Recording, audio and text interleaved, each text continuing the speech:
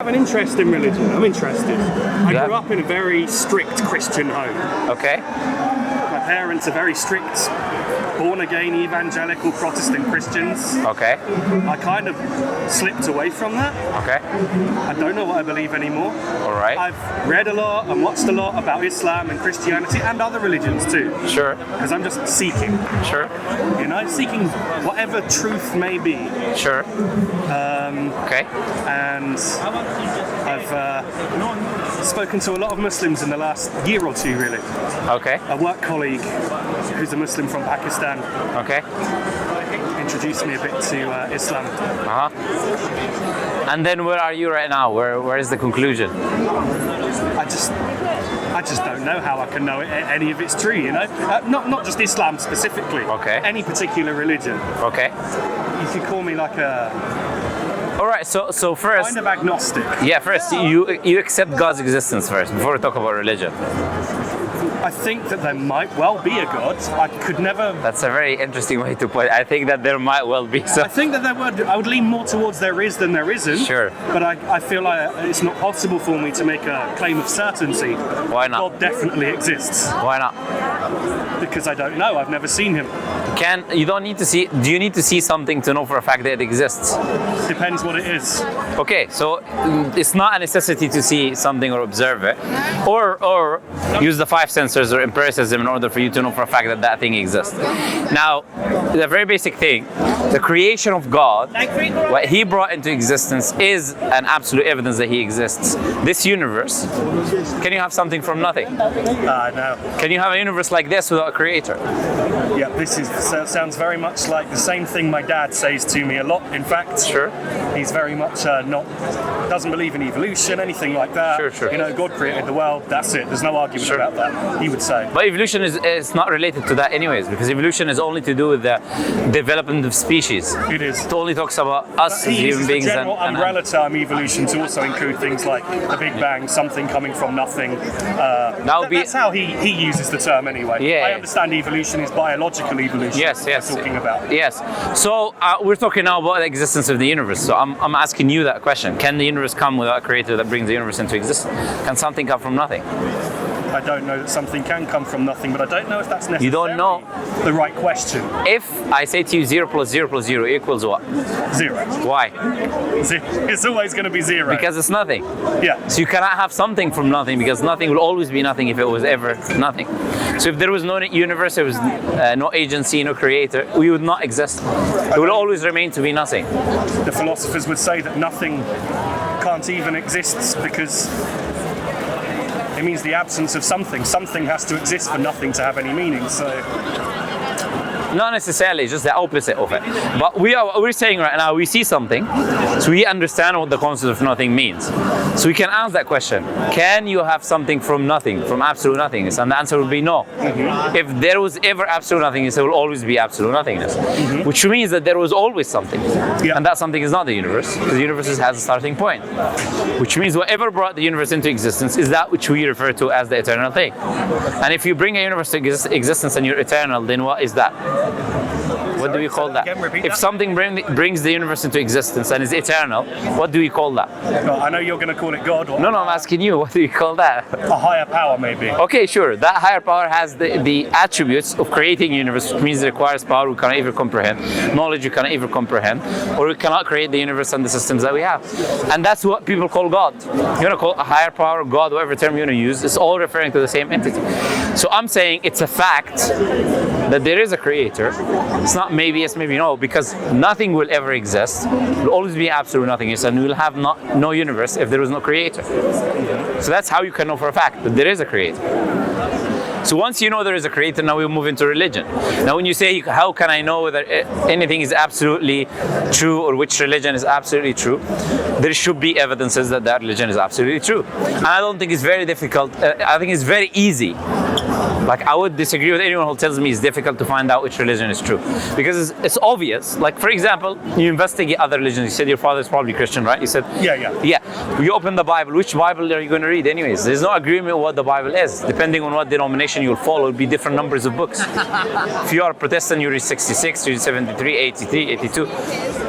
You don't agree on a Generally, number of them. 66 books is the most common. I'm not saying that. I know the Catholics also have the Apocrypha, as it's called.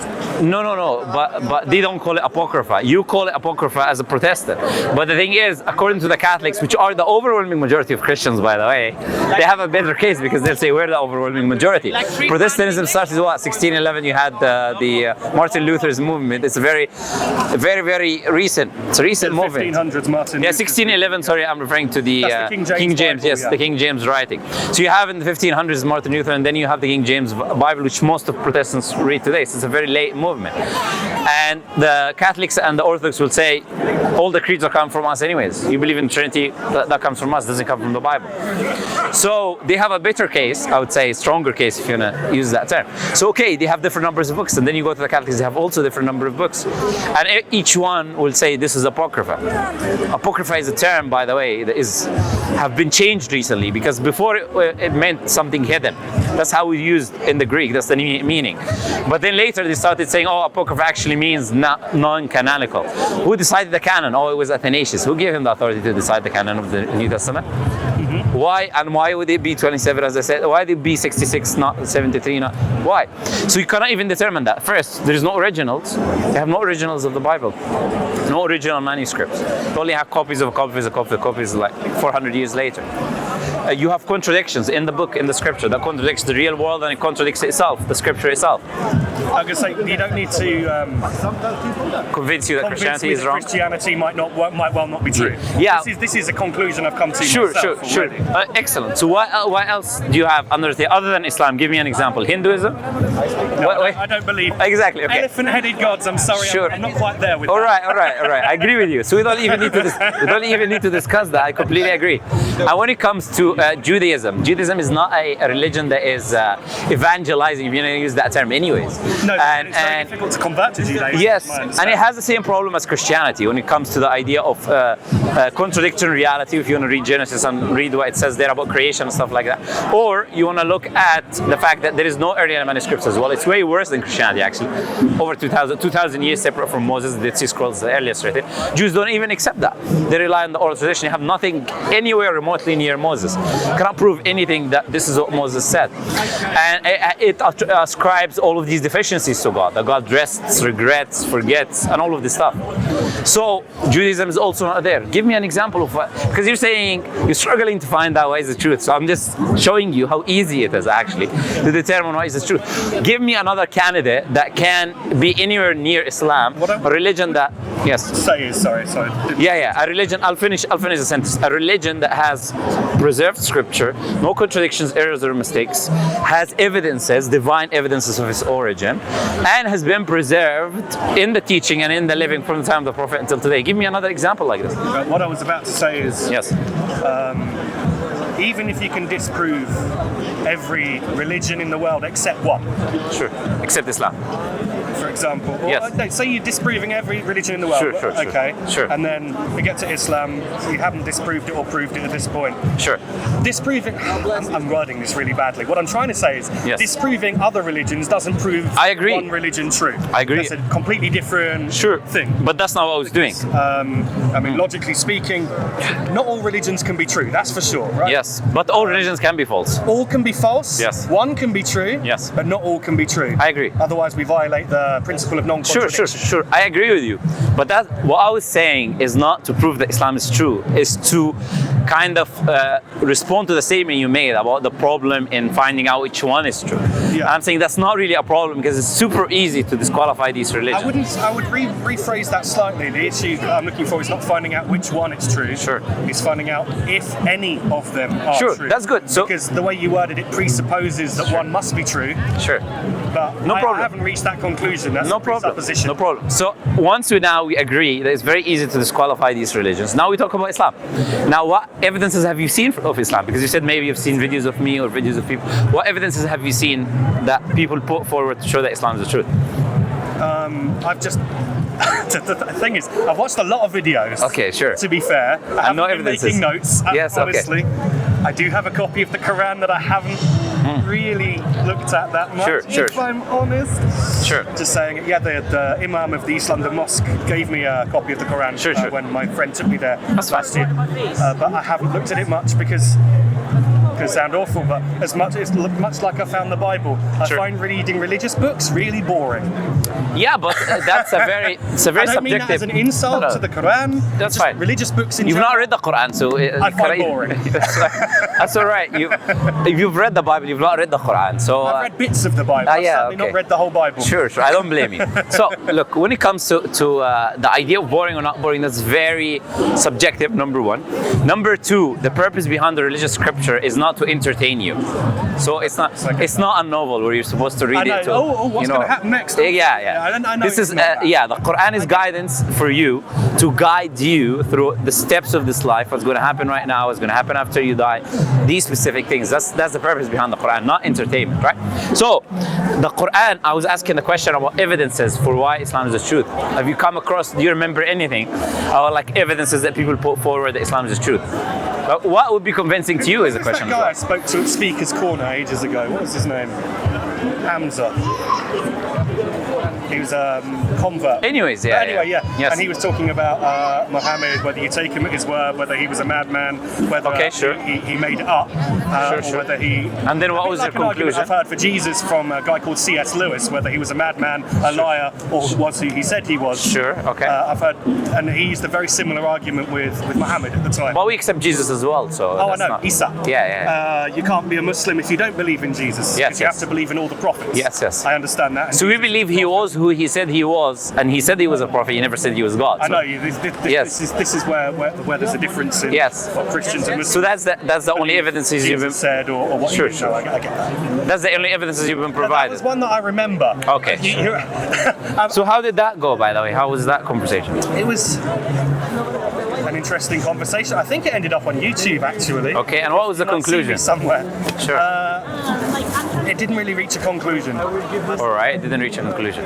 So you were not convinced, is what you're saying? A group of people started heckling at the time. Oh, okay, all right. And, all right, that sounds okay. and That, this is Speaker's Corner. exactly. Yeah, you that's know it, you know it. yeah. Anyways, okay, so let's rewind that then. So what would be Prophet Muhammad, the claim, of course, right? The claim was that he was a messenger of God, the angel Gabriel came to him in the cave and all of that. Now you have possibilities. What would be any other alternative possibility to the fact that he was, other than the fact that he was a messenger of God, that can be possible logically? I was about to say, but if I think back, that cult, as most Christians call it, a cult, Mormonism. Okay. They had their leader, Joseph Smith, Sure. who claimed an angel of God came to visit him. Sure. Gave him a message. Sure. That none of the churches have got it right, Sure, and then sure. he came up with the Book of Mormon, Sure. or whatever it is, which, But he was lying. well, I believe he was lying. No. I'm not saying now about belief. I'm talking about facts, because he made certain prophecies of the future. Some of them, like America is going to end in a specific year. Yeah. And that shows that he was lying. So from the options that we have, we can already disqualify him because we have evidence that he lied. I thought that was the Jehovah's Witnesses actually who predicted America was going to end in a certain year. Another one of these little cults. Yeah, I don't think the Book of Mormon. Oh no, I'm talking about Joseph Smith. You said Joseph Smith. Yeah. So I was talking the about Book of Joseph Mormon. Smith. Yeah. Yes. I don't remember him mentioning a year, but anyway, Yes. the Book of Mormon's obviously Yes. it's not true. I don't believe that for a second. Sure. But I'm just using that to say somebody else has claimed the same thing. Sure. That an angel of God visited him and gave him a message. So to me, somebody claiming You're saying that, you're saying. like if you came to me right now Sure, and you sure. said, "Oh, an angel of God came to me and gave me a message," Sure. and I've written this holy book and you gave it to me, Sure. I'm not going to believe it.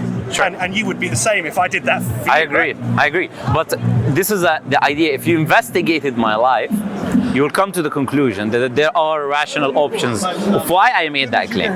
You look at my life, since I will have a reason, right? If I say to you I'm a messenger of God, I have something in my mind. Whether it is power that I seek, whether it is money that I seek, whether it is a change, whatever it is I'm trying to do, there will be a logical purpose in which I'll be able to trace looking at your life.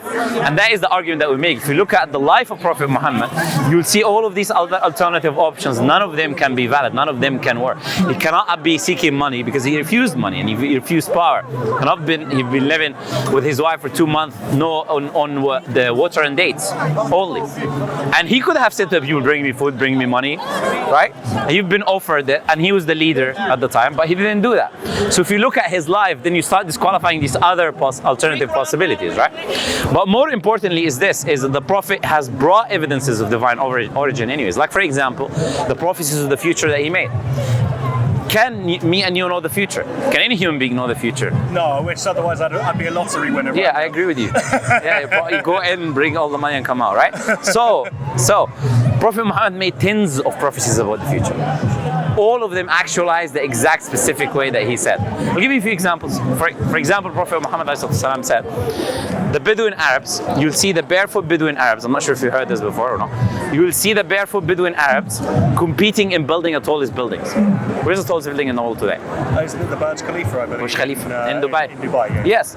And you have exactly what the Prophet said. You have these barefoot because they were barefoot 50 years ago. There was a complete desert. Do you know what changed? There was nothing there. Yes. Do you know what changed? Well, money in their case. Where did money come from? Oil. Oil, exactly. The Prophet said the earth will puke its treasures, and he said money will become abundant within you, referring to the Arabs. So he didn't only say that they would be constructing and building tall buildings. They were not known of building tall buildings. He did not have this idea anyways in their mind. Only when the money came, the money became abundant with them, then they start competing with each other and building tall buildings. Exactly how the Prophet said. And he said that 1,400 years ago. Prophet said you'll see the deserts of Arabia becoming green again. And you open NASA, they show you the greenery of deserts of Arabia, how it was yellow and became green from 1800s until today. So I only flew over the Arabian Peninsula not too long ago. It didn't look very green. Let me show you a picture of what I'm referring to. It is becoming green. I flew through Jeddah, and I was just looking. I was like, this is a desert.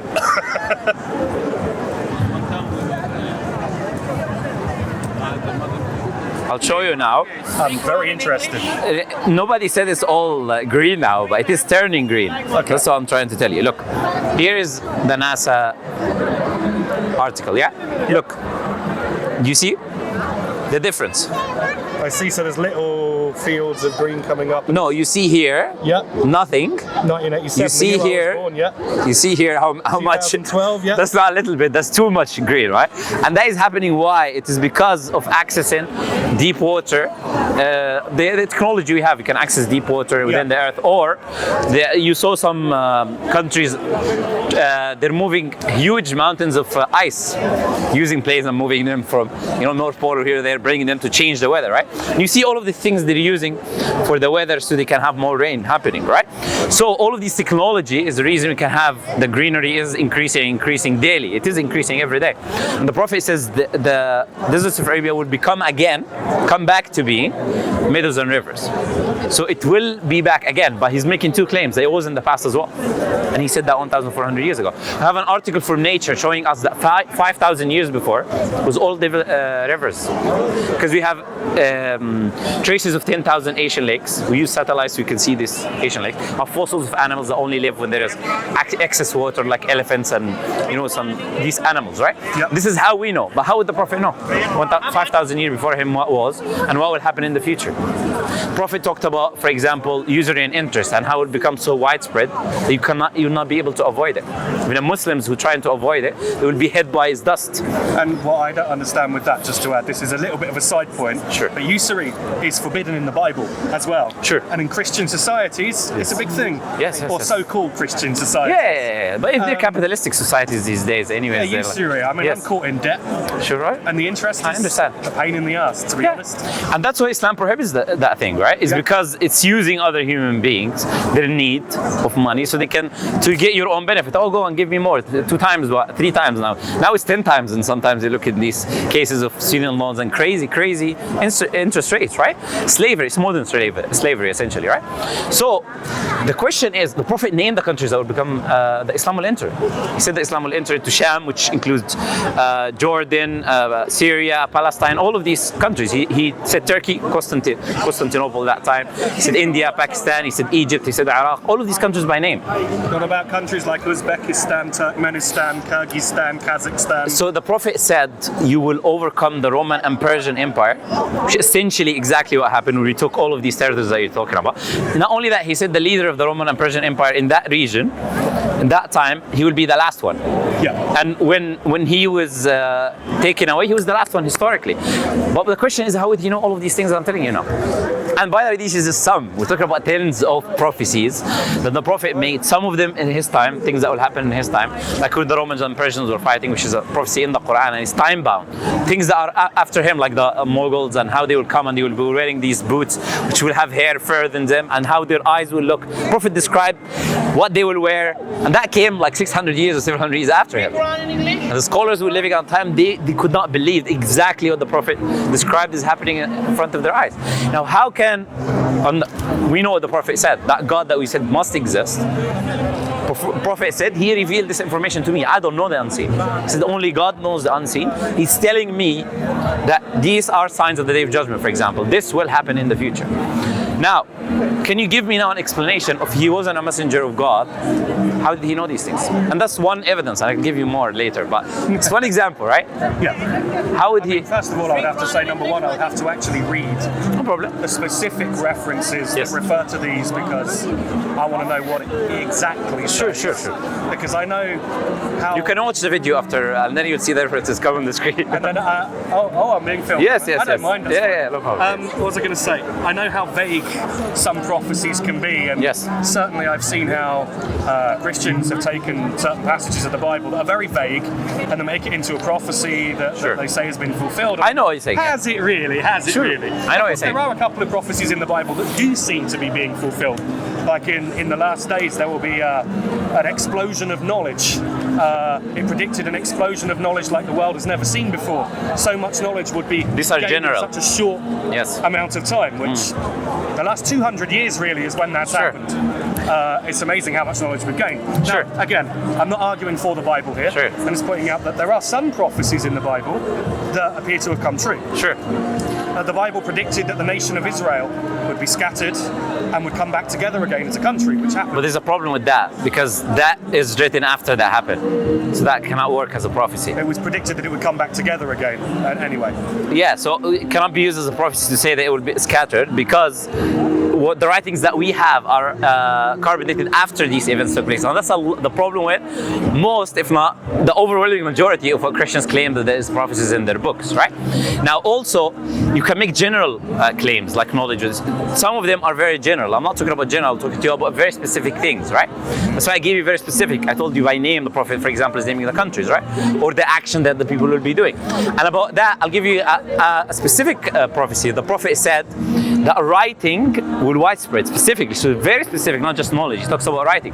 But in the same time, he said also ignorance will widespread. And that is the paradox that we live in. I'm not even going to argue with that. Yes. You're damn right that ignorance is widespread.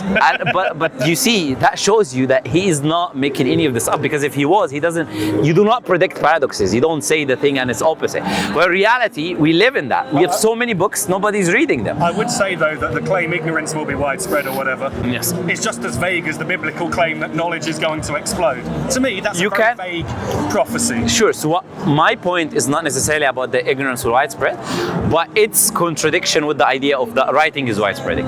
Because you would think that if writing would widespread, that necessitates people would become educated, because that was the source of education. But sadly... Only if the stuff that's written is accurate and educational. No, but a lot of it is. There's so many people actually, who believe the earth is flat, for example. I know. Where does that come from? I know. But we don't want to trigger people now. But what I'm saying is this. When writing today, everything you want to learn is there. Beneficial knowledge is there. Just people are not reading. So it's not a problem that the writing is not beneficial for the people. The problem is that the people are not seeking the education. And that's why they're watching TikTok videos that are less than 1 minute, right? That's why TikTok has become so popular, because they cannot watch more than a minute, right? Some of us are different, but... Yes, I know. So, what is the explanation that you can provide me other than if what I'm saying is accurate, because you said you need to look into them, and that's fine, you can see the references and look into them. Now, if everything I said is the way it is and it's accurate and the Prophet has made these specific prophecies, then is there any other explanation that other than that he was a messenger of God? What I would say is that if there is, and this is the thing, I don't know, and a lot more research needs to be done. I couldn't just say yes or no. No, I said if we agree The that these measure things of, are accurate. A prophet would be every single prophecy must come true. Sure, that there is not a single false prophecy that Prophet made. So agreeing that this is the case, then you would accept that he's a prophet of God. Not necessarily. Why? Because you just said the measurement of a prophet. First of all, I need to research. No, I said that if it was I true. won't be backed into a corner to say, oh yes, I will agree.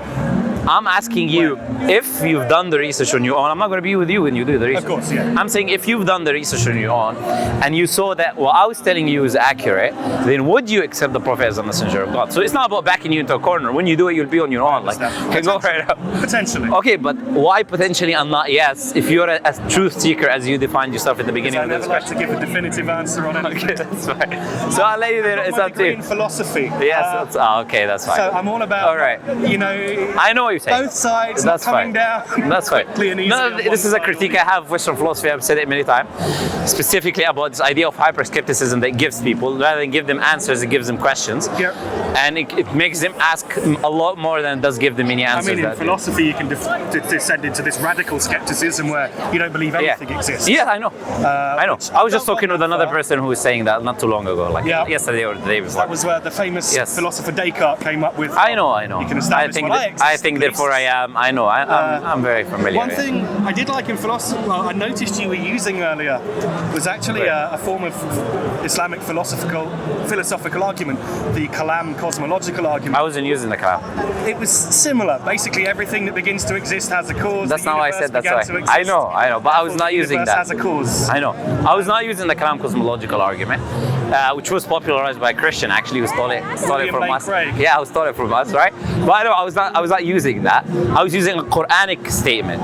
Something coming from nothing is a Quranic statement you'll find in the Quran itself, where Allah says in chapter 52, verse 35, 36, where He says, "Am khuliqu min ghayri shay." Did they come from nothing? Can you come from nothing? So I was using a Quranic argument, not specifically the Kalam, which is related to the everything. You have to establish the premise. Everything comes to existence requires a cause. I don't delve into this philosophical rhetoric. I like to keep it simple, Fair. the way it is for most people, the way they understand. And you don't need to, because truth is simple. That's why we can present it very simply and people can accept it. So here I presented you with evidence. There's many more evidences I can put, but I think one is enough. And I think you can do your investigation on that, and that should be enough for you, inshallah, maybe on to accept Islam if it is true, as I said it is. All right? I'll see you again. No problem. You can come and tell me what was the conclusion. What my conclusion is. No problem. It's a pleasure talking to you. Thank you for your time. Take care. Thank you. Bye. God bless you. See you.